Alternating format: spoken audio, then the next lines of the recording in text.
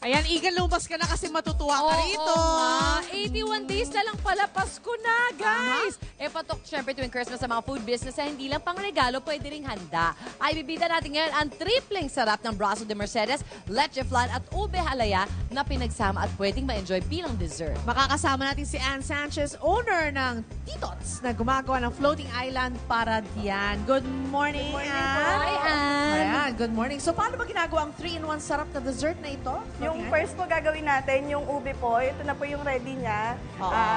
Kailangan po natin siya i-flatten dun sa aluminum tray. So, kumbaga, imamasahin mo lang siya, ipa-flat lang Apo. siya, and then, ano yung next? After po nun, kailangan po natin siya lagyan ng mixture po ng flan.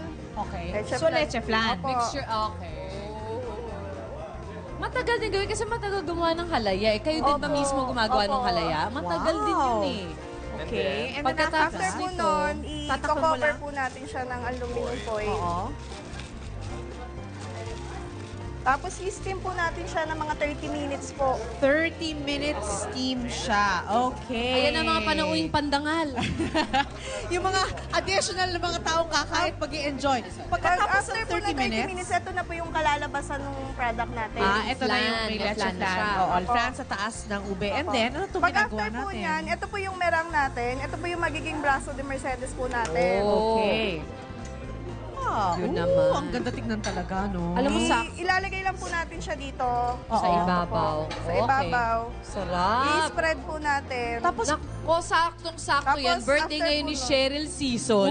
happy Ihahanda birthday! niya. Happy birthday, Cheryl. After po niyan, Oo. na-spread na po natin, i-scrape lang po natin para po magkaroon ng design sa iba. Oo, may style lang siya. Ay, mga kapuso, alam niyo ba, tinawag po itong floating island dahil parang nakalutang ang meringue Yes. ng Brazo de Mercedes sa ibabaw ng ube at leche flan.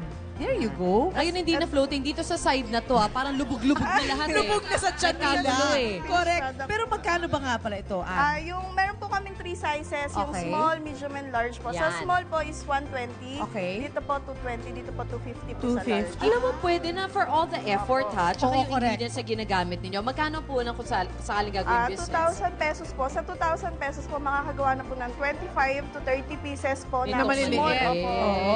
So, madodoble na yung ano mo. Madodoble po Doble na yung yung- kita mo, Opo. basically. You just need a lot of time and effort talaga Oo. kasi ang dami niyang procedure at step. That's right. Nice Oo, one, at Ann. siguro yung pamilya mo hindi kakain. Oo nga. Kasi kundi, Babawasan. walang matitira sa'yo. Thank you, Ann, ha? Thank you, po. Ann. Salamat po. Okay. Enjoy na kami rito sa Thank you din Kain sa na inyo, Food. guys, Thank you very ha? much. O, balik po agad ako na here. Thank you, Ann. Thank you rin sa Oh, where's my cut?